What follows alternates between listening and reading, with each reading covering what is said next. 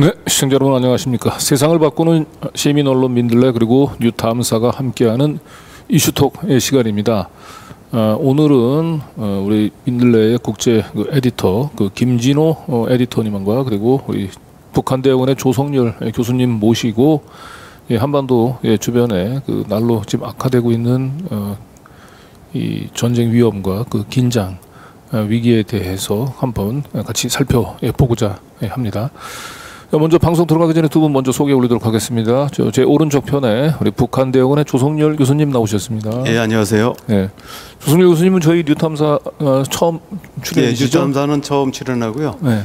현재 시민언론 민들레에 칼럼을 이제 쓰고 있습니다. 네. 자, 그리고 우리 익히 좀 얼굴이 이제 익숙해졌을 것 같아요. 우리 시청자분들에게는 우리 민들레의 국제 담당 에디터입니다. 우리 김진호 에디터님 나오셨습니다. 예, 안녕하십니까, 김진호입니다. 네.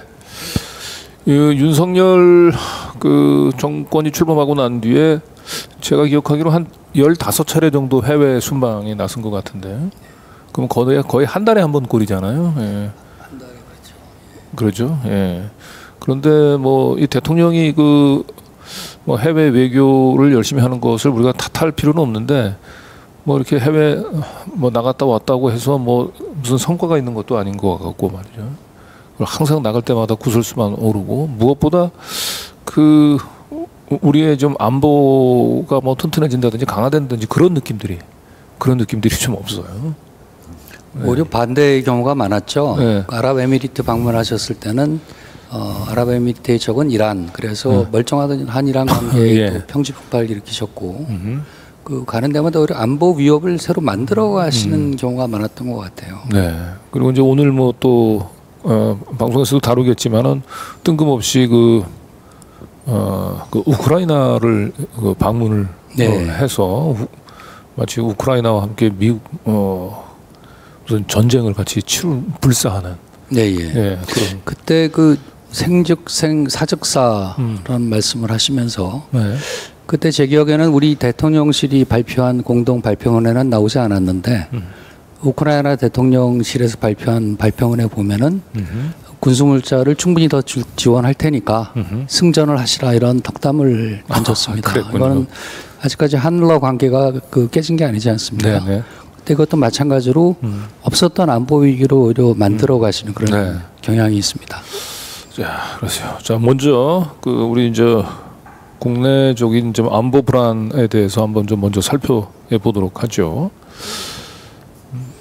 네, 지금 이제 윤석열 정부가 이제 9.19 군사 합의 뭐 일부 효력의 정지를 지금 선언하고 나섰죠. 그리고 우리 뭐 조성열 교수님이 좀 지적을 좀 하셨는데, 예. 아직까지 뭐 9.19 군사 합의 자체가 뭐 지금 전면 파기된 것은 아니죠. 그렇지 않습니다. 그러니까 우리 정부는 이제 9.19 군사 합의 가운데에서 항공 비행 금지 구역을 이제 인정할 수 없다. 네. 그 항목만 이제 효력 정지라고 얘기했는데, 네. 바로 이어서 북한이 이제 전면적인 백지화를 선언했습니다. 그래서 네. 사실상 이제 9.19 군사 합의서는 이제 파기됐다, 이렇게 볼 수 있습니다. 네. 그래서 이제 어쨌든 윤석열 정권에서는 9.19 군사 합의 파기는 사실은 북한의 이제 도발에 대해서 가장 우리 정부가 아주 원칙적인 대응을 하는 가장 그냥 그런 의지를 보여주는 이런 이제 조치라고 생각을 하는데, 이 9.19 군사 합의 파기가 얼마나 우리 안보에 위협이 되는지를 하나하나 한번 좀 살펴보도록 하겠습니다. 네. 9.19 군사합의 효력 정지 주장은 윤석열 대통령 올해 1월에 제일 먼저 꺼냈군요. 지금 화면에 보이는 거는 2018년에 이제 남북 우리 문재인 대통령이 평양에 방문을 해서 저 당시 이제 이 체결된 거죠. 그러니까 9.19 군사합의. 예, 그렇습니다. 남북한의 국방장관들이 네. 직접 서명을 하고요. 네. 뒤에 이제 문재인 대통령과 김정은 국무위원장이 이제 배석한 모양입니다. 네. 왜 배석을 했냐면, 내용 9.19 군사합의서 자체가 4.27 판문점 선언의 군사적 이행을 위한 군사합의서로 되어 있습니다. 그렇기 네. 때문에 4월 27일에 있었던 남북 정상회담 판문점 선언의 후속 조치로서 군사 분야에서의 어떤 우발적 충돌을 막기 위한 그리고 신뢰적 구축을 확립하기 위한 이제 조치로서 9.19 군사합의서가 만들어진 것입니다. 예. 그러니까 사실은 저는 개인적으로는 저희 아들이 저 당시에 군에 이제 복무를 하고 있었는데 좀 이 철책에 이제 근무를 했어요. 그래서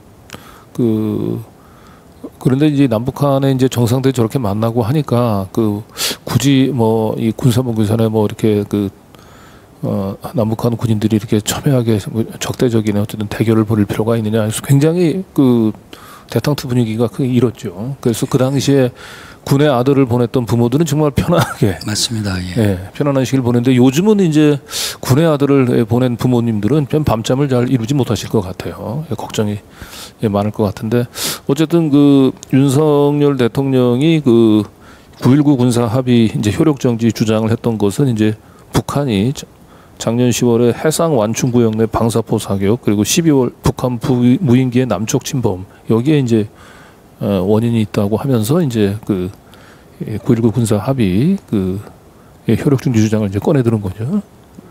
예, 근데 이제 좀 문제를 제기하고 싶은 것은 일단 문석열 대통령이 효력 정지를 제기한 거는 방금 말씀하신 건이었지만 직접적으로 이제 국방부 장관이 신원식 국방부 장관이 9.19 합의의 효력 정지를 발표한 것은 북한의 정찰 위성이 이제 시험 발사에 성공한 직후입니다. 네. 그리고 그걸 가지고 이제 9.19 군사 합의서의 효력 정지를 얘기했는데 사실은 9.19 군사 합의서에서는 정찰 위성을 금지하거나 이런 내용이 없거든요. 그러니까 다시 말하면 9.19 군사 합의에 없는 내용을 가지고 그걸 근거 삼아서 9.19 군사 합의서의 일부 효력을 정지했기 때문에 이런 부분들은 좀 앞뒤가 안 맞는 것이다 이렇게 볼 수가 있습니다. 네. 자, 지금 윤석열 정부에서는 뭐 이제 9.19 군사 합의가 사실상 북한에 잇따른 도발로 인해서 사실상 뭐 무용지물이 됐고 뭐 9.19 군사 합의 자체가 이제 우리 안보에 뭐 큰 도움이 되지 않는다라고 하는 식으로 여러 몰이를 하고 있는 것 같은데 실질적으로 9.19 군사 합의가 얼마나 우리 한반도에서 긴장 완화에 도움이 됐는지는 한번 구체적인 수치를 가지고 한번 살펴보도록 하겠습니다. 예. 이게 1960년대부터 북한의 이제 대남은 도발 관련된 것을 이제 일지를 이제 통계로 쭉 작성을 한 것 같아요. 이게 보면은 1960년대는 이제 북한 1960년대 1336건이네요. 대남 침투 및 국지 도발. 예, 10년 동안 이제 통계인데요. 처음에는 이제 1000건이 넘다가 70년대 들어와서 400여 건, 뭐 200여 건, 계속 이제 200건을 이제 쭉 유지해 왔습니다. 2010년도까지. 그러다가 이제 2018년도에 남북 군사 합의서 이후에는 토탈에서는 이제 2020년에 한 건, 그리고 이제 작년에 한 건, 두 건이 있었습니다. 여기서 얘기하는 것은 대남 침투 국지 도발이라고 하는 거는 두 가지 의미가 있는데 하나는 이제 정진협정 위반 사건이 있는 거고 또 하나는 9.19 군사 합의서 위반이 있습니다. 그러니까 9.19 군사 합의서는 아주 작은 부분까지 규정되어 있습니다. 예를 들면은 북한의 해안포에 덮개를 씌우게 돼 있는데 이 덮개를 열었을 경우도 이제 위반한 걸로 돼 있습니다. 그래서 우리가 전통적인 개념에 북한의 도발에 해당되지는 않지만 합의 위반이다 이렇게 얘기를 합니다. 그래서 우리 정부는 이제 특히 윤석열 정부는 북한이 9.19 군사합의서를 여러 차례, 뭐 수백 차례 위반했다라고 하는데 대부분 보면은 이제 해안포가 터널에, 그러니까 지하 터널에 있기 때문에 이게 이제 습기가 차기 쉽습니다. 그래서 꺼내가지고 이제 해안포 일정의 말리는 작업이죠. 이런 부분들을 다 위반으로 간주했기 때문에 굉장히 횟수는 많지만 실제로 우리가 정전협정 위반하고 우리가 이제 군사적으로 위협을 느끼는 부분들은 여지껏 2번 발생했습니다. 그러니까 10년 단위로 200여 건 발생한 것에 비하면, 그러니까 평균 20여 건이 발생한 것에 비하면은 3년 사이에 2건 있었죠. 그 중에서도 2020년에 있었던 거는 이제 GP에서 총격 사건이 있었는데 당시에 이제 우리 합참하고 유엔사가 조사한 결과에 따르면 근무 교대 시간에 북한이 이제 오발 사고가 난 걸로 판단하고 있습니다. 그래서 우리가 대응 조치를 했고요. 대응 사격을 했는데 북한 측에서는 그 이후에 아무런 추가적인 반발을 하지 않았고 또 거기에 해당된 이제 북한 군인들이 농경 작업을 계속하는 걸 봤을 때 이것은 아마도 이제 그 교대 시간에 인계 인사하는 과정에서의 총교발 네. 사건으로 보고 있습니다. 그래서 사실은 2건이라고 하지만 예, 한 건에 불과한 것이고요. 또 그 바로 한 건이 작년 12월에 있었던 경기도 일대 그리고 이제 용산까지 포함하는 무인기 5대가 휴적 구간 이 사건입니다. 사실 네. 이 부분은 이제 명백히 정전협정에도 위반되는 것이고 우리가 위협을 느낄만 한 부분이죠. 그런 부분 빼면은 전체적으로 보면은 9.19 군사합의서가 한반도에서의 긴장을 완화하고 또 신뢰를 구축하는 데 큰 기여를 했다 이렇게 평가를 할 수 있을 것 같습니다. 네. 그러니까 이제 2010년대까지 이제 200건이 물론 10년 단위로 했을 때 200건이 넘는 이제 도발이 이어지다가 결국 이게 9.19 군사 그 합의가 체결되고 난 뒤는 지금까지 단 2건. 그렇습니다. 예, 2건 정도의 이제 뭐 도발이나 침투가 있었는데 결국은 그 9.19 군사 합의로 인해 가지고 상당히 그 한반도에 극적인 긴장 완화가 왔다는 게 이렇게 통계로도 확인이 되는 거예요. 네, 그렇습니다. 네. 그리고 더 중요한 부분은 이 9.19 군사합의서의 초안을 만든 분이 네. 바로 이거를 부정했던 신원식 국방장관입니다. 그러니까 신원식 국방장관이 신원식 국방장관이 초안을 예, 만드신 국방부 거고요. 정책 그 차장을 했을 때 네. 9.19 군사합의서의 원형이 되는 기본적인 이제 군비 통제 지침서를 만든 장본인입니다. 네.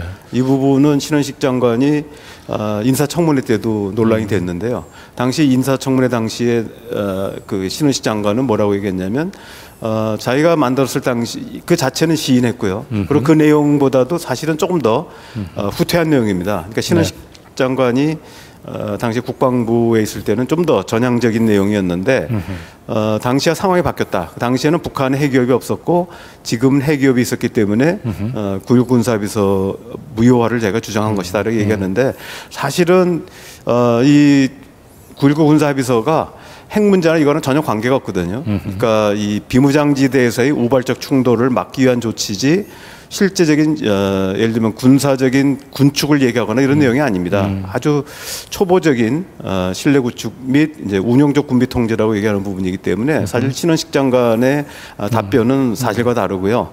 이 부분은 이제 어떻게 보면은 자기의 책임을 모면하기 위한 변명이다 이렇게 볼 수밖에 없습니다. 네.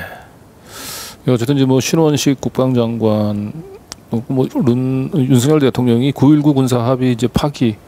예, 그러면 지금 뭐 나름대로 명분을 내세울 수 있는 거는 그 무인기 그 5대가 이제 그 침투했던 이제 그걸 제외하면은 뭐 사실은 우리가 군사 합의 파기를 뭐 명분으로 내세울 수 있는 거는 뭐 없겠네요. 그러니까 실제로는 이제 그 우발적 충돌을 막기 위해서, 그러니까 9.19 군사합의서에서 우리 측이 좀 불리하게 작용하는 부분은 예를 들면 이제 뭐 사단급이나 이런 데서의 어떤 정찰 임무에는 문제가 없는데 뭐 그 연대나 여단급에서는 이제 상당히 전방부대의 소규모 정찰이 상당히 제한을 받았던 건 사실인 것 같습니다.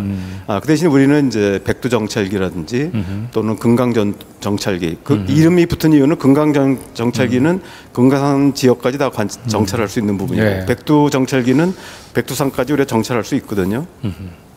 그리고 이제 여러 가지는 이제 미국의 지원을 받아서 여러 가지 정찰 임무를 위성의 지원을 받고 있었고요. 그래서 그 부분은 사실 굉장히 우리가 굳이 얘기한다면 우리가 불리한 부분도 있지만 굉장히 그 작은 부분이고요. 그 대신 동시에 이제 체결된 부분이 비무장지대에서의 GP 시범 철수였습니다. 당시에 11개를 철수를 했는데요. 하나는 이제 상징적으로 이제 비무장을 하는 상태 유지하고 실제로 10개가 철수했거든요. 네. 그러니까 10개 내용이 뭐냐면 북한의 경우는 이 탐지 능력이 뒤떨어지기 때문에 이 전방 GP가 굉장히 중요한 역할을 합니다. 그래서 우리 쪽을 감시하는 데 굉장히 중요한 역할을 하는 반면에 우리는 아까 말씀드렸던 여러 가지 정찰기라든지 또 위성 자료들이 있기 때문에 북한 군사 동향을 파악하는 데 문제가 없었습니다. 그런 면에서 본다면 오히려 북한이 이제 유리하게 되는 이런 부분이 있고요. 아까 말씀드렸듯이 9.19 군사합의서 이후에 2번의 충돌, 위반이 있었지만 그 중에 하나가 바로 GPS의 총격이었거든요. 이제 이런 부분들이 사실은 이제 우발적 충돌을 일으킬 수 있는 이런 여지를 남겨뒀다고 볼 수 있습니다. 네. 그리고 한 가지만 더 말씀드린다면 사실 남북 간의 군사 충돌이 대규모로 일어났던 부분은 서해 NLL 부분입니다.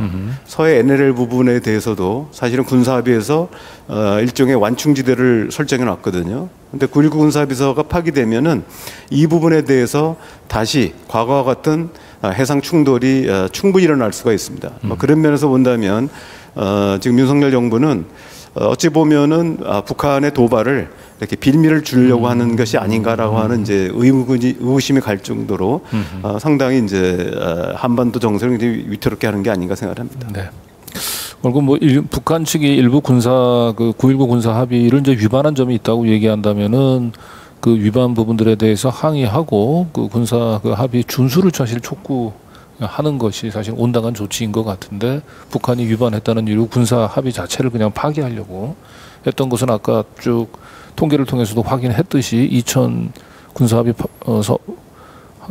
만들어지고 난 2019년 이후에 그 거의 무력 충돌, 국지적인 도발 이런 부분들이 현저하게 줄어드는 이제 이런 것들을 살펴보더라도 굉장히 어리석은 행위고 거꾸로 어떻게 보면 또 군사 합의 파기를 통해 가지고 한반도의 긴장을 더욱 부추기는 그런 결과로 이어질 것 같습니다.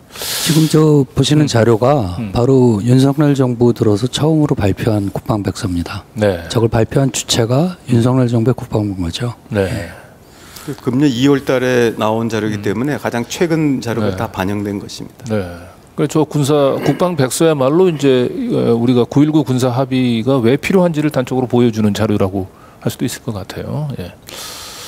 네, 이렇게 윤석열 그 정부 들어서서 그 외교보다 사실은 군사력을 이렇게 주요한 그 우리의 정책 안보 수단으로 그 내세운 경우는 일찍이 보기 힘들었던 것 같아요. 그래서 우리 아마 그 조성열 교수님께서 그 윤석열 정부의 위험한 군사주의 질주를 좀 꼬집어 주신 것 같은데 내용을 좀 더 자세히 좀 소개 좀 부탁드릴까요? 예, 그 금년 10월에 들어와서 12, 13, 14일 날 연속해서 이 군사회담이 있었습니다. 11월 12일에는 한미 국방장관 그리고 이제 일본의 방위성 장관이 이제 화상으로 참여해서 한미일 3자 국방장관 회담이 있었고요.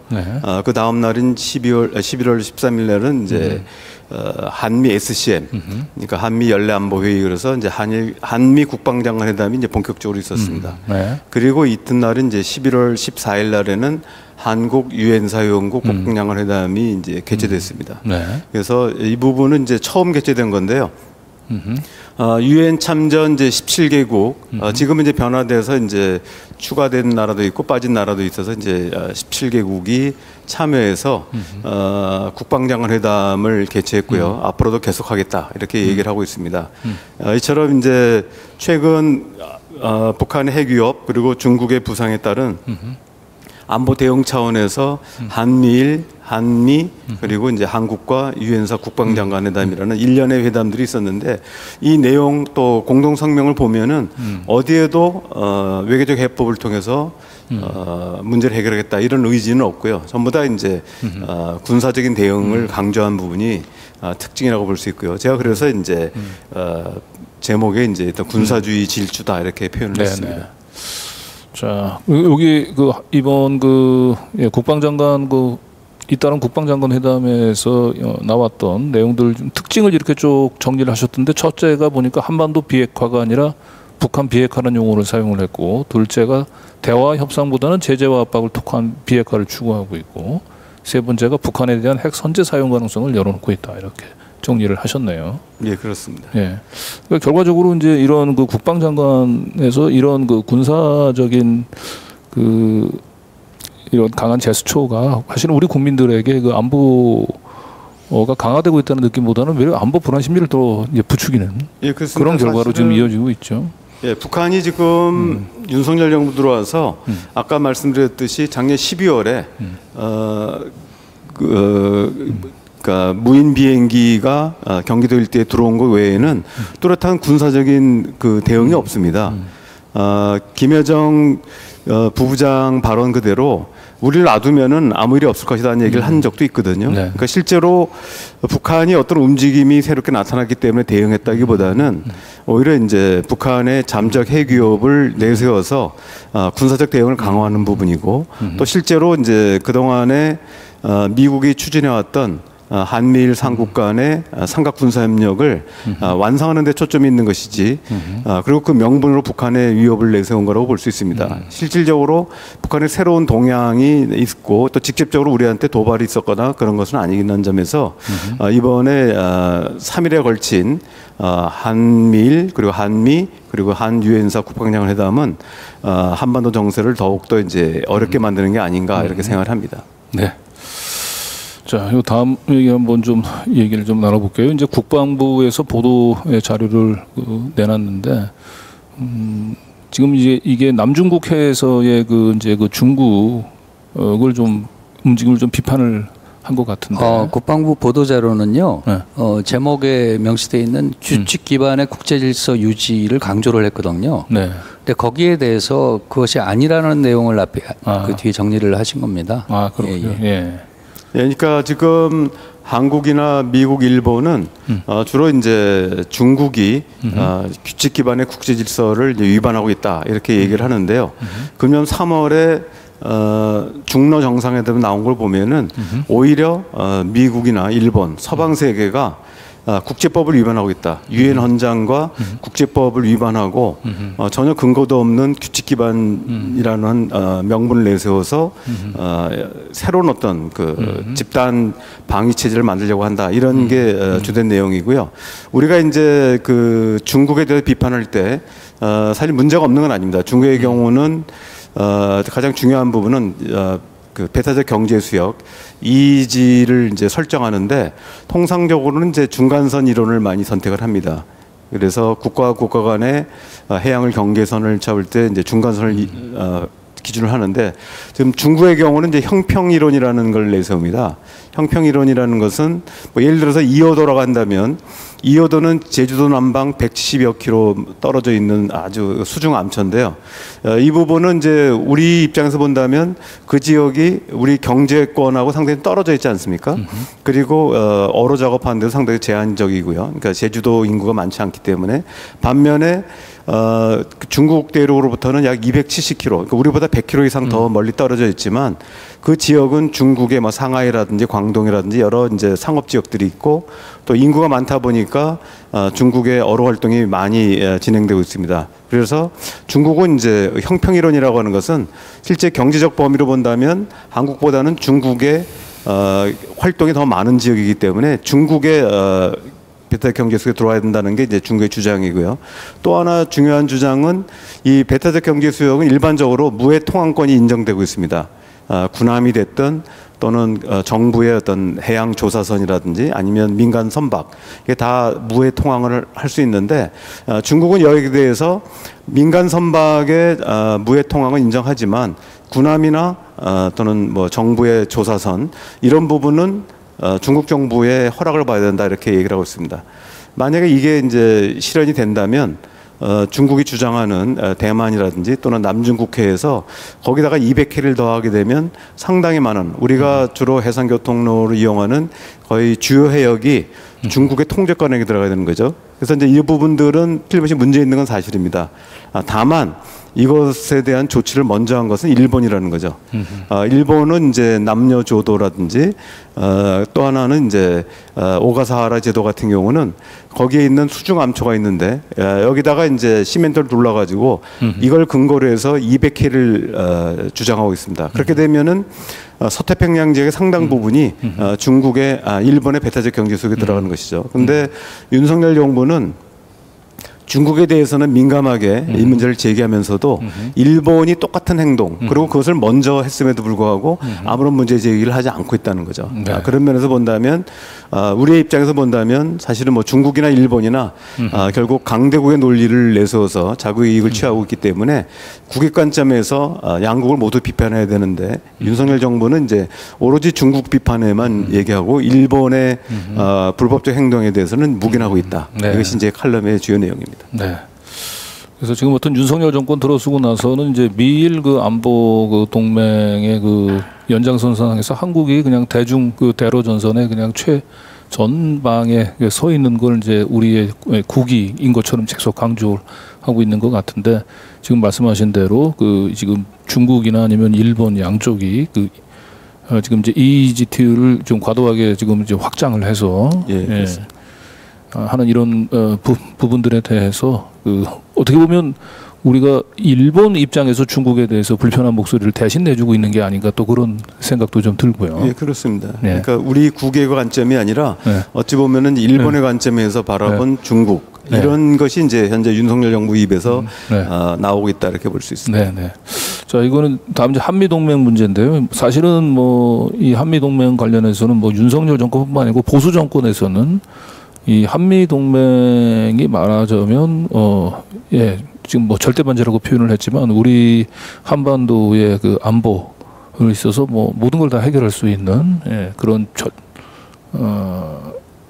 걸로 지금 한미 동맹에 대한 이제 과도한 신화를 가지고 있는 것 같은데 이걸 좀 우리 조성열 교수님께서 한미 동맹에 대한 우리의 그 맹신의 문제점들을 좀 지목을 잘 지적하신 것 같아요. 예, 그렇습니다. 그러니까 우리가 일반적으로 뭐 한미 동맹에 대해서 뭐 시각에 따라 다르긴 하지만 기본적으로 북한의 군사적 위협을 억제하는 데 중요한 역할을 한 건 사실이고요. 또 하나는 우리의 원부자재라는 석유를 포함한 원부자재의 90% 이상이 해상을 통해서 운송되고 있는데 이 부분을 이제 지켜주고 있는 것이 미국의 인도태평양사령부입니다. 우리는 이제 뭐 당연하게 여기지만 사실은 제주도 남방에서 남중국해의 어떤 말레카 해협 그리고 인도양에서 저기 아프리카나 중동 지역까지 이어지는 광활한 해역이 사실은 우리가 무임승차하고 있는 건 사실이거든요. 그런 면에서 본다면 한미 동맹 특히 미국이 북한의 위협을 억제하고 또 이런 해상교통로 안전에 기여하는 건 사실이다. 이건 제가 인정하고 있고요. 그러나 우리가 중요한 부분 또 간과하고 있는 부분이 한미 상호방위 조약의 허점이 많습니다. 특히 두 가지를 제가 집중적으로 다뤘는데요. 하나는 이제 거기 보면은 한미 동맹이 아무 때나 작동되는 것이 아니라 외부에 무력 침공이 있을 때만 작동하게 되어 있습니다. 그래서 여기 중요한 부분은 뭐냐면 지금 우리가 선정한 한국의 방공 식별구역 있지 않습니까? 카디즈라고 하죠. 이 카디즈의 경우는 사실은 이제 그 중국이나 러시아의 항공기들이 무단히 여러 차례 이제 침범을 했습니다. 그런데 이 부분에 대해서 사실은 이게 명확하게 따지면 국제법속으로 인정한 우리 영공은 아니거든요. 그러니까 카디즈라고 하는 개념을 뭐 시청자를 위해서 간단히 설명한다면 배의 경우는 이제 이 CBL이 영해를 인정해서 그게 CBL을 뚫고 들어오려면 시간이 걸립니다. 그래서 대응할 수 있는 시간적 여유가 있고 또 해안에서 대응할 수가 있죠. 해안포라든지. 그러나 비행기, 항공기의 경우는 굉장히 속도가 빠르기 때문에 실제로 한반도 주변에 접근한 다음에 5분 이내에 우리 수도를 공격할 수가 있습니다. 그래서 그 어느 정도의 완충 지역을 둔 게 바로 방공 식별구역입니다. 그래서 방공 식별구역에 적의 비행기가 들어오거나 또 외국 비행기가 들어오게 되면 스크럼블링이라고 해서 우리 전투기가 같이 뜹니다. 그래서 어느 정도 시간을 버는 거죠. 그런 부분인데 그런 부분이 바로 이제 방공 식별구역인데 중국이나 러시아는 이것이 영공이 아니라는 이유로 해서 우리의 이제 그 방공 식별구역을 이제 무단히 이제 들어왔다 나갔다 하고 있습니다. 그런데 이 부분은 무력 공격이 아니기 때문에 한미 동맹이 작동되지 않는다는 것이죠. 또 하나는 이제 일본의 해양 순시선이 독도 우리 영해나 또는 접속 수역에 들어온다 하더라도 이런 부분에 대해서 직접적으로 무력을 사용하지 않으면 동맹이 이제 작동되지 않는다는 부분을 하나 지적한 게 있고요. 또 두 번째로 말씀드릴 수 있는 것은 또 하나는 이제 그 적용 대상인데 이것은 미국이 또는 한국이 상대방 영토라고 인정하는 부분에 대해서만 이제 작동하게 되어 있습니다. 그런데 중요한 부분은 우리 독도에 대해서는 미국은 한 번도 한국 영토로 인정한 적이 없습니다. 리앙쿠르트암이라고 써 있고요. CIA 팩트북에도 보면 이제 리앙쿠르트암 그래서 수중암초, 수중은 아니고 이제 작은 암초, 무인도라고 규정하고 있습니다. 그래서 만약에 일본이 독도를 이제 침략을 하거나 그거를 점령할 경우 한미 상호 방위 조약은 아무런 역할을 할 수가 없다는 것이죠.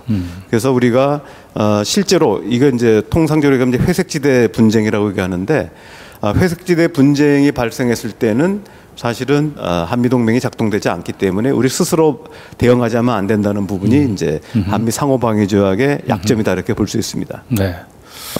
지금 방공 식별구역에 이제 그 뭔가 비상 상황이 생겼을 때 또는 지금 가장 뭐 우리 시청자들이 관심을 가지고 있는 거는 지금 이제 독도 지금 독도와 관련해서 이제 만약에 일본이 독도를 침공을 했을 때는 한미 상 그 방호 조약은 예, 한미 상호 방위 조약입니다. 상호 방호 조약은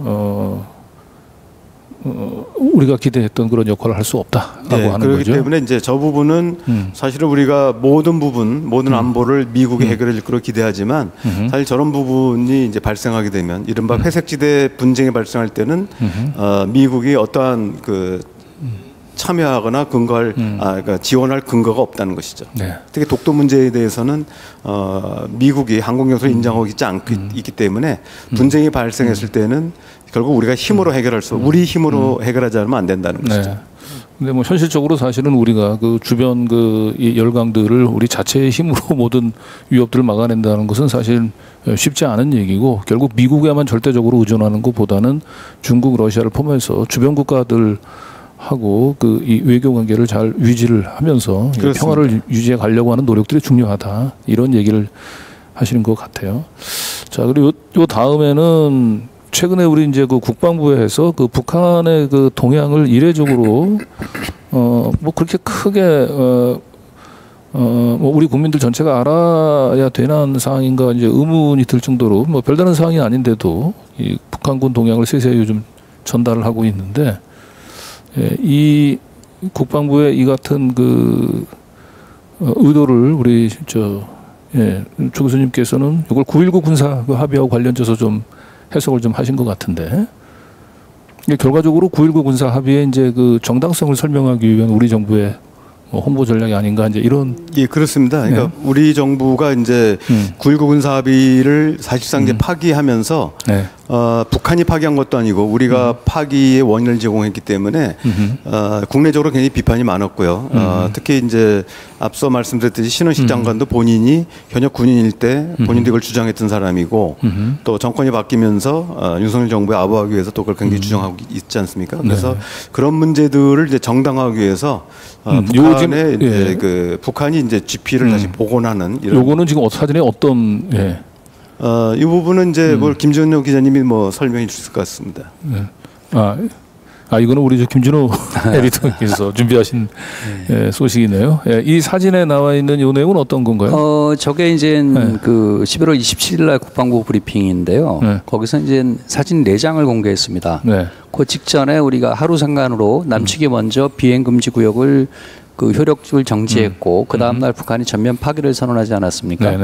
그 다음에 이제 그 비판이 많이 일어나니까 국방부에서 브리핑을 하면서 4장의 사진을 공개했는데 4장이 다 국방부가 주장한 것처럼 우리가 새로운 정보 자산으로 취득한 게 아니라 TOD라는 열 화상화 카메라라고 하나요? 그걸 찍어서 이제 그 공개를 했는데 2장은 너무 흐릿해가지고 보는데 의미가 적고 그 중에 좀 알아볼 만한 사진 2장을 갖고 왔는데요.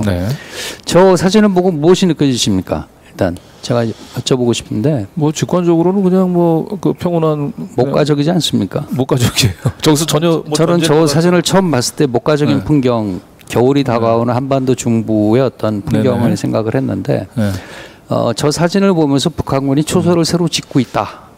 저기서 집중 강조한 게 풍화 브리핑의 주요 내용이었어요. 우리 국방부에서는 이 사진을 보면서 그 뭔가 긴장을 좀 느끼게 좀 하려고 했던 것 같죠? 결과적으로는 그렇게 된 것 같습니다. 저 브리핑에서 사진을 공개한 이유 자체도 국방부 대변인이 말하기를 저는 그게 제일 궁금했거든요. 왜 그 다음 사진을 보시면은 그 저게 그 무반동총하고 고사총 같은 거라는 거예요.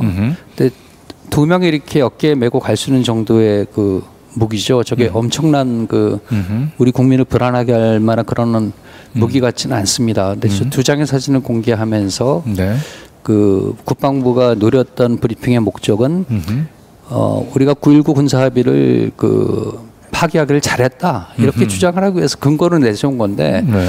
너무 약하지 않습니까? 네, 아까 조성렬 박사님도 말씀하셨지만은 남북 간의 교전 중에서 가장 우리가 국민이 피부로 와닿았던 그 안보 불안을 줬던 게 서해 교전인데. 서해 교전이나 강릉 무장공비 지금 그렇죠. 거기도 네. 그렇고. 근데 그게 지금 다행히 바다가 좀 사나워지는 계절 아닙니까? 네. 그래서 당장은 이제는 조용하죠. 파기 선언을 북한이 했지만. 근데 지금 묵상에서 벌어지는 유일한 변화가 저건데 하루 이틀 지나서 저거를 보고 그러니까 뭐 GP를 좀 복원을 한다든지 예. 아니면 좀 그리고 중화기를 드리고 있다 이런 식으로 이제 네. 브리핑을 했는데 제가 더 놀란 거는 그 다음 날 아침에 네. 대부분의 조간 신문들이 일면 헤드라인 기사로 이 사진을 보도를 했습니다. 예, 저 사진과 그 중화기 그 무반동총 들고 가는 사진을 네. 그 일면 사진으로 쓰면서 그 북한이 그 DMZ 내 군사력을 강화하고 있다 이런 식으로 좀 보도를 했어요. 네. 근데 이거는 국방부의 의도지만 언론이 저렇게 보도하면 그게 국민을 불안하라고 하는 거지 그게 국민을 안심시키는 건 아니지 않습니까? 네네네. 예, 어쨌든 지금 뭐 윤석열 정권 들어서서 그 이해가 안 가는 행동이 한두 가지가 아닌데 다른 건 몰라도 우리가 워낙 그 북한의 이제 그 군사적인 유형을 뭐 열병 뭐식 같은 것도 우리가 익숙히 많이 봐왔고 그랬기 때문에 지금 방금 전에 보았던 대로 뭐 GP를 복원하는 병사들의 모습이라고 얘기하는 게 정말 아까 목가적 풍경이라고 얘기했는데 페인트 칠하고 뭐 그런 거거든요. 예. 그래서 이걸로 우리가 군사 합의 파기를 사실상 정당화하기에는 역부족인데 이 언론에서 이 국방부의 그 부족함을 좀 채워주기 위해서 열심히 또. 예. 그래서 그 제가 아까 말씀드렸지만 제가 의문은 왜 이런 걸 자세히 보여줘야 되는가 그랬는데 마침 그 제가 국방부 브리핑 당시 현장에 있지는 않았는데 나중에 브리핑문을 보니까 거기 국방부 관계자가 그렇게 말을 했어요. 원래 북한군의 동향에 대해서는 우리가 확인해 줄 수 없다고 답을 해왔는데 국민도 알고 있는 게 좋겠다는 장관님의 말씀도 있으셔서 네. 설명을 드린다고 얘기를 했어요. 달리 말하면은 신원식 국방장관이 지시를 한 거죠. 국민들한테 설명을 해라. 근데 설명할 수 있는 근거가 그 아까 말씀드린 목가적인 어떤 추소 사진과 총을 어깨에 들고 갈 수 있는 총을 보여준 사진인데 저걸 보여주고 우리가 이래서 9.19 군사합의를 파기하기를 잘했다고 얘기를 하고 그리고 그 다음날 조간신문들이 다 일면 헤드라인으로 그 큰일 났다는 식의 이렇게 하는 거는 좀 어떻게 보면 국력의 낭비고 그 국민을 좀 모독하는 거 아닙니까? 그러니까 역설적으로 보면은 사실은 이 긴장을 좀 강조하기 위해서 여러 사진들을 많이 봤을 텐데 예, 그 중에 그나마 저 국방부가 저런 정도 사진을 고른 거 정도면 사실은 군사 그 합의 파기를 정당화할 수 있는 뭔가 실질적인 그 긴장이 고조되고 있다라고 하는 게 뭐 실적인 징후들이 좀 아직은 잡히지 않고 있다 이렇게 우리 봐야 국민들이 되는 거죠. 우리 국방부나 군수내부가 국민들한테 보여주는 모습은 다른 모습이었죠. 신원식 국방부 장관이 국회 국방위 그 전체 회의에 나와서 주식거래 관련한 문자를 주고받는 게 포착이 됐고 또 그 작년인가요? 그 한반도 위기 상황에 있을 때 그 작년인가요? 재작년인가 그 위기 상황에 벌어서 정부 차원에서 회의를 하고 이런 상황에 NSC가 열리고 이런 상황에 그 다음 날 또 그 다음 날 이틀 연속해서 골프채를 잡았던 장군이 지금 대한민국 그 합참의장이 됐습니다. 네. 이런 걸 보여주는 거를 군수내가 보여주는 모습은 이런 모습을 보여주면서 국민들한테는 저 정도 사진을 보여주면서 위험하다. 네. 북한이 위험하다. 이게 말이 되는가요? 네. 근데 사실은 아까 사실은 거꾸로 해서 갈 수 있는 거거든요. 그러니까 북한의 저런 동향을 보였기 때문에 9.19 군사 합의를 파기했다고 하면 그나마 이해가 되는데 그게 아니라 파기했기 때문에 그렇죠. GP를 예. 복원하는 거거든요. 맞습니다. 그래서 위험해진 거거든요. 사실은 오히려 그 국내 유력 언론들이 저 사진을 국방부가 준 대로 보도하는 것은 사실은 해석의 문제지만 해석으로 본다면 거꾸로 그래서 이제 위험해졌다. 그러니까 9.19 군사합의서가 사실은 필요했던 거다. 이런 반증이기도 하거든요. 이제 그런 부분들에서 일반 언론들이 그걸 지적하지 않는 것 자체가 또 다른 의미의 문제가 아닌가 생각합니다. 최근에 진행되는 어떤 그 우리 국방 문제, 국가 안보에 대한 문제와 그거를 국민에 전달되는 과정에서 좀 아이러니가 계속 겹치고 있는데요. 그러니까 아까 조성렬 박사님이 말씀하셨지만 우리가 9.19 합의를 일부 효력 정지 결정을 한 근거는 북한의 정찰 위상이었는데 국방부 발표를 꼼꼼히 읽어보면 재미있어요. 정찰 위성 때문에 그 부분 효력 정지를 한다고 해놓고 정작 북한의 정찰 위성은 궤도에 올라간 건 맞는데 그 능력은 아직 뭐 확인해 봐야 된다. 몇 달 걸린다. 이런 겁니다. 그러니까 그게 북한의 정찰 위성이 실제로 우리의 안보를 위협한다는 게 입증된 다음에 만약 그게 원인이 됐다 하더라도 그 9.19 합의를 거론해야 될 텐데 거꾸로 된 거죠. 그 부분에서도. 자, 어쨌든 그동안에 보면 한반도에서 전쟁 위험이 이제 고조되면 그 원인은 사실 대부분 이제 북한 쪽 그리고 북한의 동향에서 전쟁의 위험들이 감지되고 그랬었는데 윤석열 정권 출범하고 난 뒤에 한반도 전쟁 위험을 가장 고조시키는 곳은 용산 대통령실이 아닌가 싶어요. 그래서 우리 언론에 많이 쓴 제목으로 북풍이라는 그런 단어가 있지 않습니까? 선거 때 뭐 그 이용을 했다 이런 게 있는데 북풍이 우리 말로 된바람이더라고요. 된바람인데 지금 최근에 불고 있는 바람은 남풍인 것 같아요. 남풍이 맞바람인데 북풍이 먼저 닥친 게 아니라 남풍이 먼저 북풍을 자극하는 게 아닌가. 그래서 그 결과로서는 그러니까요. 우리 안보 기반이 조금씩 그 흔들리는 거 아닌가 하는 그런 불안감을 갖게 됩니다. 네. 그래서 뭐 사실 이제 내년 4월 총선 워낙 지금 국민의힘이 이제 지지율이 지금 회복하지 못하고 있기 때문에 자꾸 뭔가 이 정치 공학적인 차원에서 안보를 이용을 해서 뭔가 국지전을 뭔가 일으키는 거 아니냐라고 하는 위험들이 자꾸 이렇게 발생하는 것도 결국은 윤석열 정권이 출범하고 난 뒤에 사실 지속적으로 이 용산발 이 전쟁 위기들이 계속 고조되어 왔기 때문이 아니었던가 싶고요. 근데 사실은 그 부분에 대해서 하나 제가 말씀드리고 싶은 게 있는데 과연 이제 북한의 위협을 강조하는 게 집권 여당에 유리한가 하는 부분이거든요. 실제로 우리가 이제 보수 정당이 집권했을 때 두 차례 아까 말씀하신 북풍 또는 총풍 사건이 있었는데 첫 번째가 이제 이해창 대통령 후보를 당선시키기 위해서 당시 이제 북한 측에 요청을 해서 좀 도발을 해달라. 이른바 총풍 사건이라고 얘기를 하죠. 그런 게 있었는데 결과적으로는 이해창 후보가 낙선했거든요. 또 하나가 이제 2010년도에 이제 천안함 이제 사태입니다. 천안함 때 5월 10일 날 당시 이제 이명박 대통령이 국립박물관에서 연출된 장면에서 쭉 이렇게 쫙 등장하면서 대국민 연설하면서 천안함 사건이 이제 북한의 소행이다라고 발표를 했습니다. 그러면서 이제 상대 분위기를 잡았는데 결과적으로 그때 바로 뒤에 있었던 지방선거에서 당 집권당이 이제 참패를 했습니다. 작년에 대만하고 중국 간에 여러 가지 군사적인 위기가 고조됐을 때 작년 10월 달에 이제 대만에서도 지방선거가 있었는데 사실은 그 결과 집권당인 민진당이 크게 졌거든요.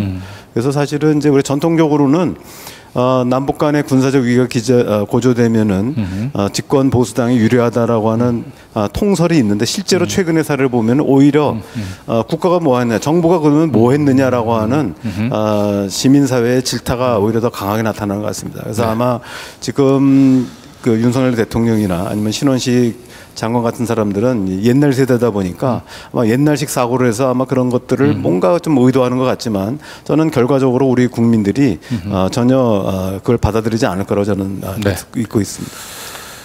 자, 관련해서 약간 다른 갈래의 얘기지만 꼭 하나 드리고 싶은 말씀이 저는 외교 안보를 이렇게 한 30여 년 읽으면서 이제 기자 생활을 해왔는데요.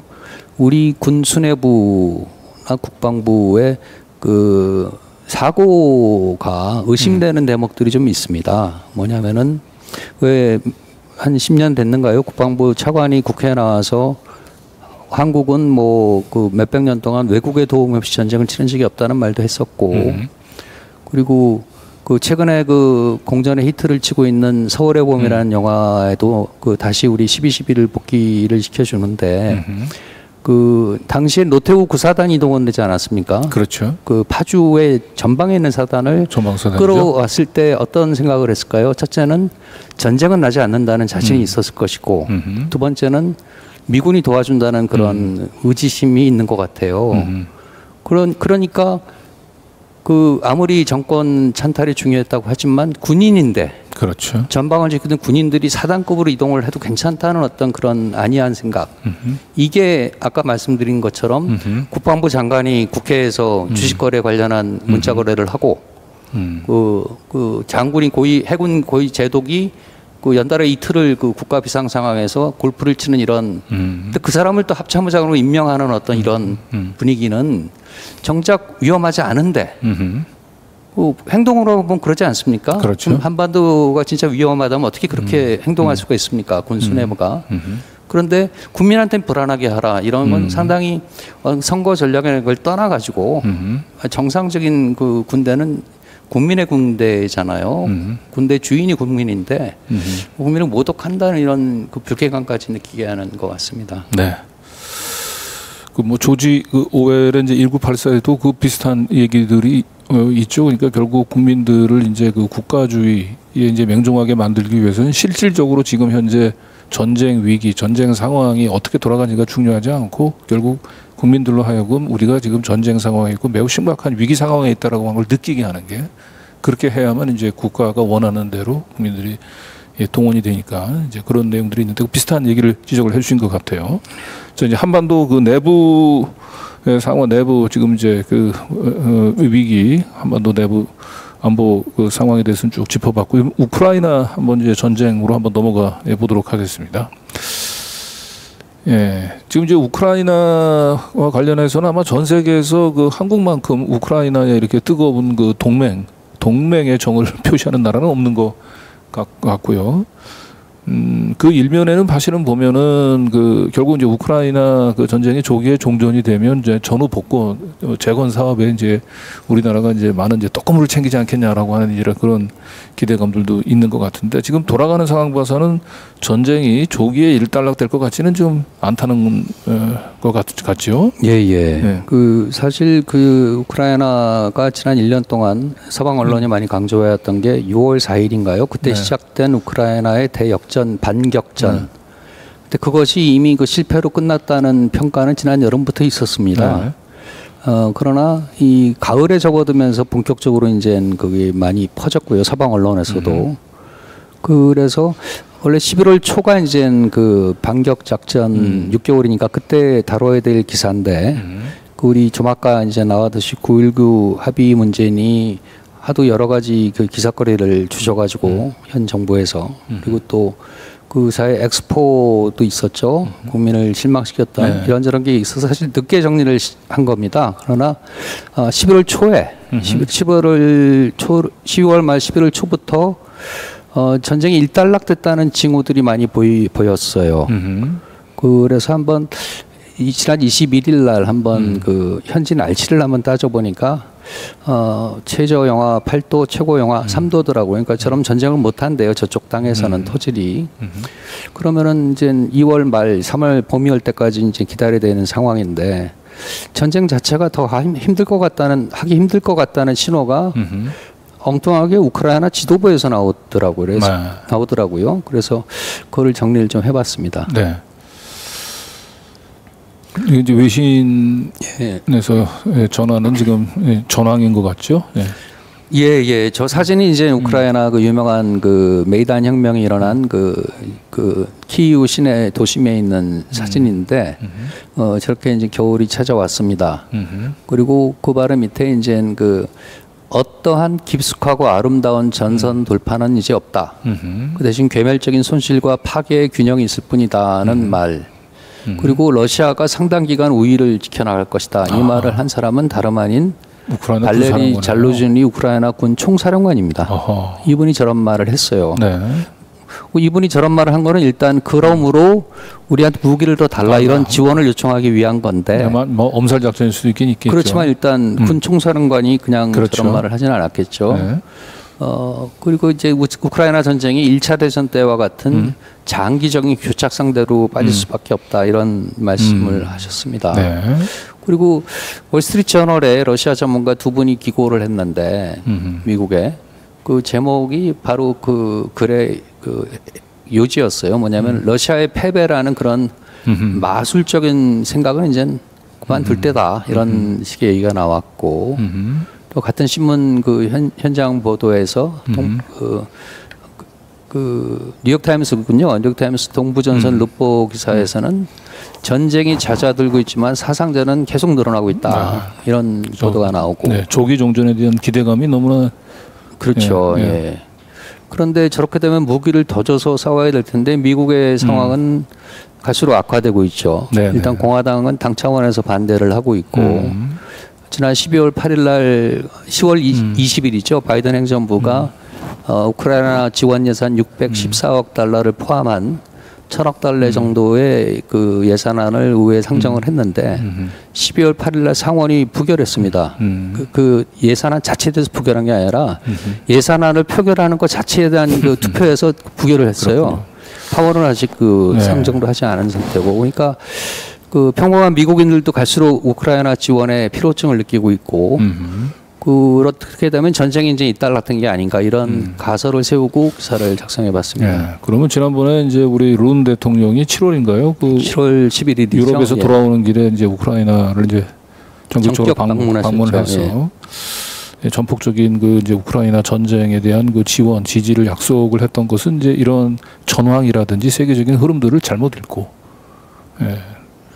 했던 것 같으네요. 지난 7월이면은 이제 우크라이나가 반격전을 시작한 지 한 달 보름 정도 됐을 시점인데 그런 전황에 따라서 방문을 하신 것 같지는 않고 바로 근처에 리투아니아 빌뉴스에서 있었던 나토 정상회의하고 폴란드에 작년에 무기를 많이 팔았지 않습니까? 네. 폴란드 방문하고 이제는 그 공개하지 않은 예정으로 나중에 사후 공개한 일정으로 이제 우크라이나 키우를 방문하셨죠. 예. 네.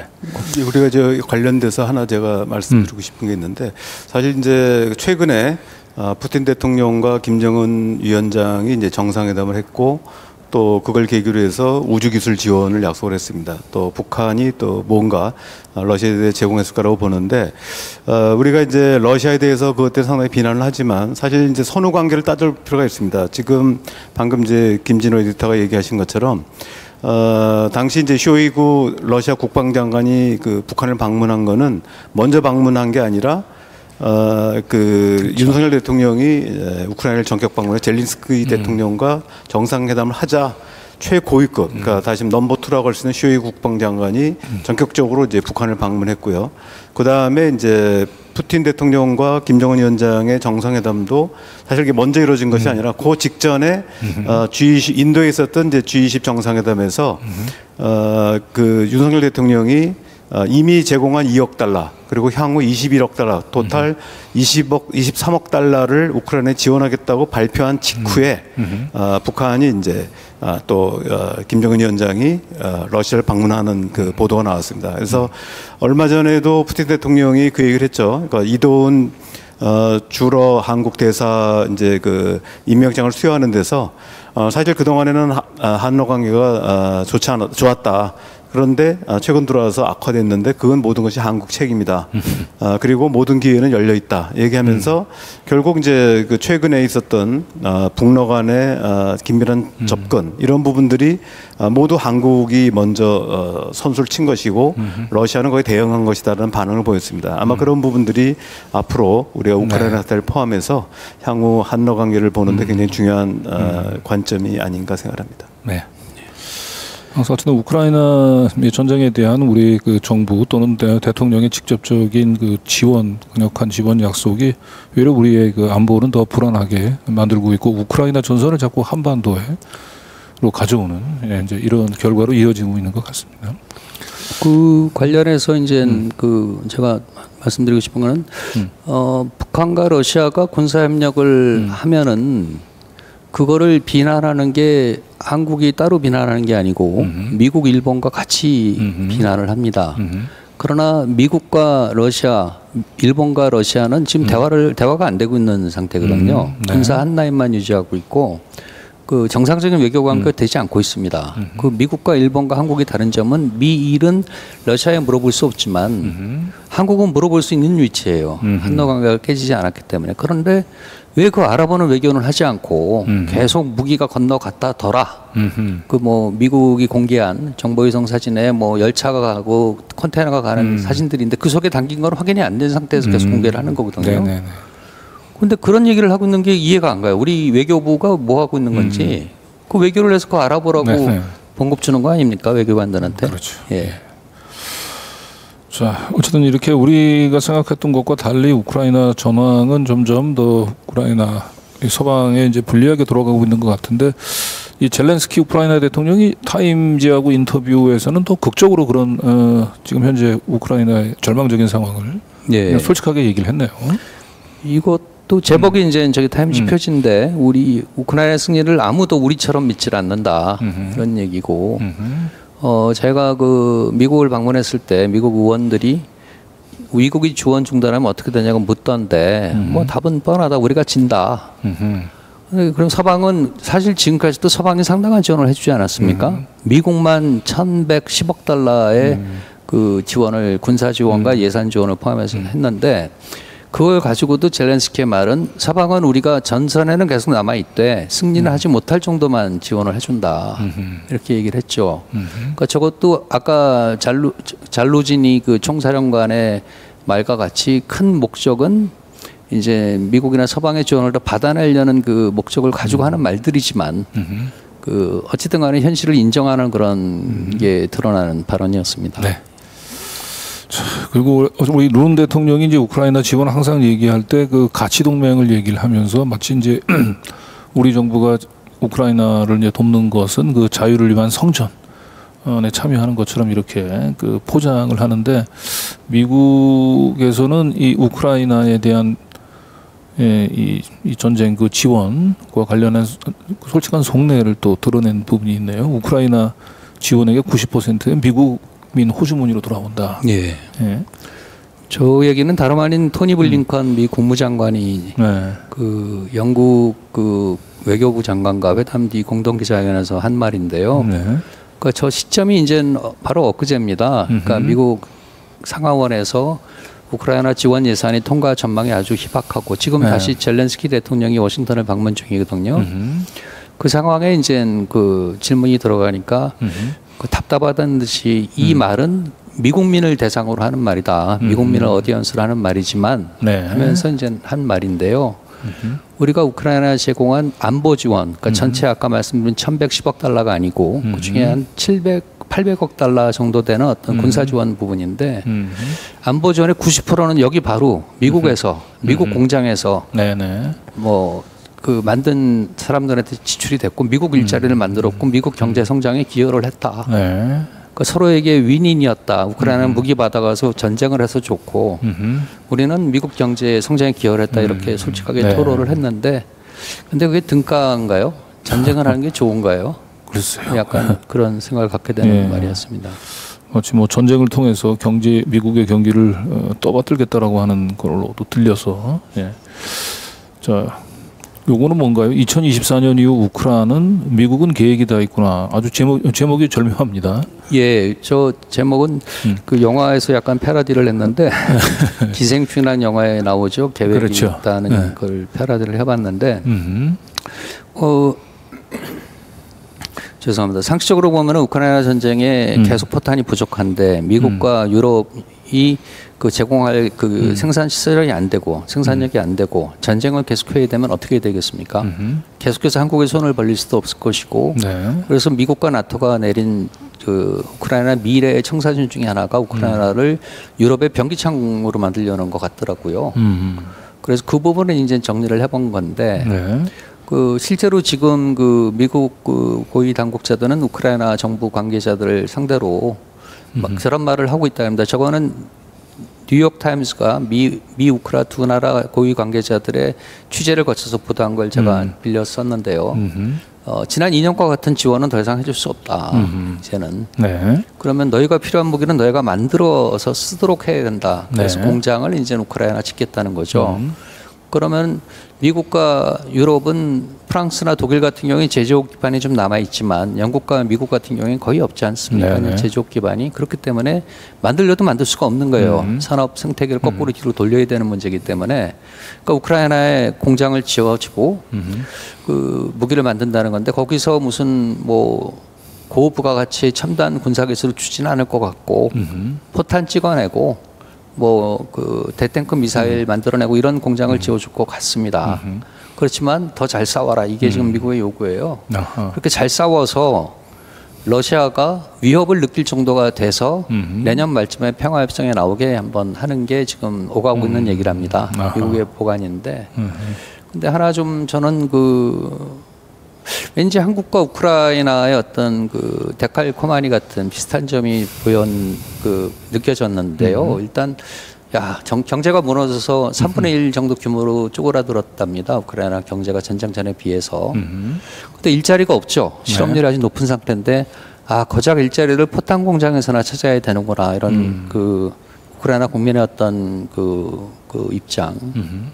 그리고 동아시아에서는 한국이 최전방 국가지만 그 유럽에서는 우크라이나가 최전방 프론트라인 컨트리 아닙니까? 네네. 최전방에 몰린 국가 국민의 운명이 저런 건가 하는 그런 생각이 좀 들었습니다.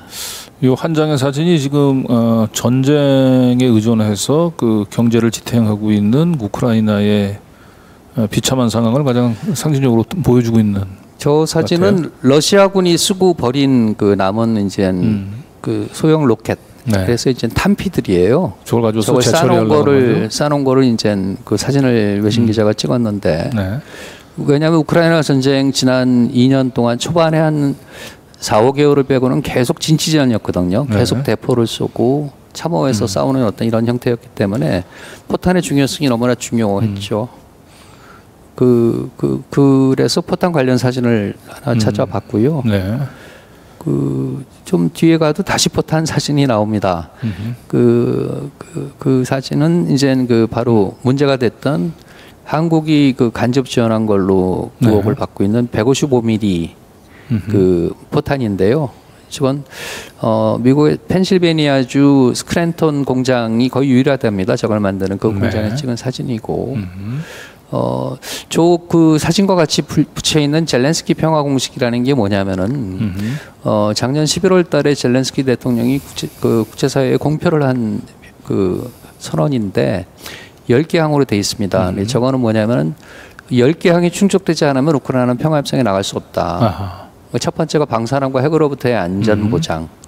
그리고 1900 크림반도를 포함한 모든 영토의 100% 복원, 러시아군의 전면 철수, 러시아 측의 학살 책임자와 전쟁 범죄의 단죄. 쉽게 말하면 블라디미르 푸틴 대통령을 기소하겠다는 거죠. 네. 저게 돼야지만 이제 자기는 평화협상을 하겠다. 그리고 이거를 지금 우크라이나의 무기나 군수 물자를 지원하는 국가가 50개 국가입니다. 전 세계에서. 한국도 들어가죠. 그래서 작년 7월 11일인가요? 그때 우크라이나를 방문했던 우리 윤석열 대통령도 그 젤렌스키 평화 공식을 지지했습니다. 공개 지지를 했습니다. 근데 저게 무색하게 되지 않을까. 내년에 이제 다시 소모전이 계속되는 가운데 서방의 지원은 줄어들고. 저런 정도 요구가 받아들여지려면 사실상 우크라이나가 러시아에 대해서 승전을 해야 그렇죠. 가능한 공식 같은데요. 결국 이 공식을 계속 고집하면 계속 전쟁을 계속 하겠다라고 하는 것밖에는. 그런데 이제 구체적으로는 저런 얘기도 오가고 있답니다. 우크라이나는 지금도 계속 공격을 하겠다는 입장인데 미국은 공격보다는 방어로 좀 전환을 해서 그 인력의 일부를 이제 재건 사업에 좀 투여를 하는 게 좋지 않느냐 이렇게 설득을 하고 있다 그러는데 그렇군요. 아직 결론은 나지 않은 것 같습니다. 어쨌든 지금 뭐 서방 세계에서는 이제 조기 종전에 대한 기대감은 사라지고 지금 이제 장기전으로 접어들면서 각자 나름대로의 이제 그 계획들, 출구 전략들 마련하고 있는 것 같은데 이런 와중에 우리 룬 대통령만 지금 지금 보시는 것처럼 이렇게 그 젤렌스키 대통령과 함께 저게 7월 11일 지금 상황은 아니고요. 다행히 최근에 우크라이나 관련해서 발언을 좀 덜 하시던데. 요즘은 좀 덜 하는 것 같아요. 네, 우리 윤석열 대통령 스스로 당신을 표현하실 때 1호 영업사원 아닙니까? 그렇죠. 그러니까 폴란드, 우크라이나 다 이제 토건 사업, 재건 사업에서 우리가 좀 수가락 얹을 수 있을까? 또는 무기를 팔을 기회가 있을까? 이런 거를 영업하러 가신 것 같은데, 뭐 영업 과정에서 나온 말이니까 그럴 수도 있다고 봅니다. 그러나 저기 이제 우리 대통령실이 발표한 내용인데, 70여 년 전에 한국과 우크라이나를 비교를 하시면서 우리가 자유민주주의를 지켜냈으니까 우크라이나를 할 수 있을 거다. 뭐 할 수 있는 말인데 실제로 우크라이나의 운명이 어떻게 되고 있느냐 이거는 아닌 것 같습니다. 네. 저런 연설이 모르겠어요. 우크라이나에 있는 그 정치 지도자들의 가슴을 뛰게 하는지 모르겠는데 저런 발언들을 이제 바라보는 우리 국민들은 몹시 불안하죠. 우리 대통령 도대체 왜 저러시나? 저때 윤석열 대통령이 방문하기 전 한 두세 달 전에 기시다 일본 총리가 이제 키이우를 방문했어요. 그때 기시다 총리는 G7 의장국 정상의 자격으로 가서 G7의 입장을 전달을 하고 또 실제로 윤석열 대통령이 지지를 많이 강조하시지만 우크라이나에 지원을 하는 국가 순위에 한참 미칩니다. 한국은. 일본은 우리보다 많이 지원을 하고 있죠. 그러나 달랐던 점은 기시다 총리는 부차라는 곳에서 방문하지 않았습니다. 러시아군에 의해서 민간인이 대량 학살 당했다는 주장인데 아직 입증이 되지 않았고 윤석열 대통령께서는 거기까지 찾아가셔가지고 부차 아마 키우에서 멀지는 않은 것 같은데 다른 나라 정상들이 안 가는 건 안 가는 이유가 있겠죠. 그렇죠. 근데 거기까지 가셔가지고 막 결혼한 표정으로 우크라이나 승리를 기원하셨다고 합니다. 자, 이상 이렇게 우리 한반도 내부 그리고 우크라이나의 상황을 이제 짚어봤는데 오늘 이렇게 쭉 보면 우리 시청자 여러분들도 느끼셨겠지만은 지금 현재 한반도의 불안, 안보 불안의 가장 큰 리스크는 우리 룬 대통령과 그리고 신원식 국방장관이 아닌가 생각이 좀 됩니다. 자, 이래서 이제 오늘 이제 방담을 이제 마무리해야 될 것 같은데요. 예, 힘들게 우리 자리를 해주신 우리 조성열 교수님부터 마무리 말씀 부탁. 예, 사실 정부의 역할이라고 하는 것이 국민들이 안보 불안 없이 편안하게 자신의 어떤 생활을 영위하도록 하는 것이 가장 중요한 임무라고 생각합니다. 그런데 윤석열 정부에 들어와서 오히려 국민들이 불안하고 또 정부를 걱정해야 되는, 그러니까 정부가 국민들이 생업에 전념하도록 편안하게 만들어주는 것이 아니라 국민들이 과연 윤석열 정부 가지고 우리 안보가 지켜질 수 있을까, 국가 이익이 지켜질 수 있을까 하는 어떤 우려를 낳고 있습니다. 아마 이런 부분들이 아마 여러 국민들이 아마 내년 총선에서 심판이 돼야 되지 않나 생각을 합니다. 그래서 사실 이제 윤석열 정부가 이제 1년 반밖에 안 됐지만 그동안에 많은 외교 안보 국방에서 후퇴를 가져왔습니다. 이런 부분들이 빨리 시정돼서 적어도 내년 총선 이후에는 우리나라가 제자리에 바로 서야 되지 않을까 이런 생각을 합니다. 김준호 에디터님.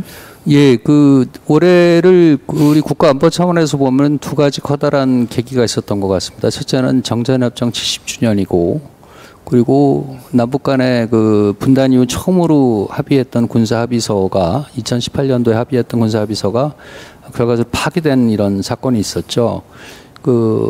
아까도 말씀드렸지만 다행히 지금은 이제 바다가 사나운 계절이지만 내년 봄에 우발적인 충돌이죠. 남이나 북이나 지난 세 번의 서해교전도 그랬지만 우발적으로 이제 생기지 않았습니까?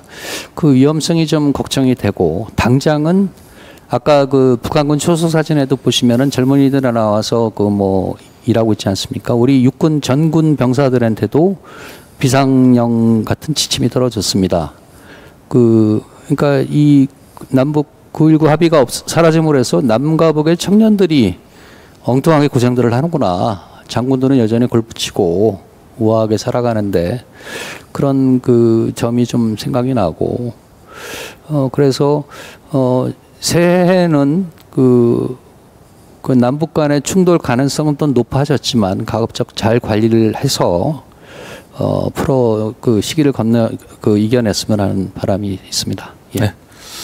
네, 두 분 장시간 수고했고요. 지난 주에는 저희가 계속해서 나락으로 떨어지고 있는 우리 경제 현황에 대해서 짚어를 봤고요. 오늘은 안보 불안에 대해서 짚어봤는데, 안보 불안은 단순히 안보 불안으로 그치는 게 아니고 또 우리 이 경제 또 악화에 또 바로 또 직결이 되고 있고, 결국 안보 문제는 또 우리 민생 문제, 가장 첨예한 민생 문제이기도 합니다. 오늘 뉴탐사 두 분 모시고 한반도 주변 정세에 대해서 좀 심도 있는 얘기를 들어볼 수 있었던 것 같습니다. 두 분 함께 자리해 주셔서 감사하고요. 네. 가끔씩 또 우리 뉴탐사 시청자분들에게 한반도 정세 또 안보와 관련된 얘기 전해주시길 부탁드리겠습니다. 네, 수고하셨습니다. 예. 네, 감사합니다.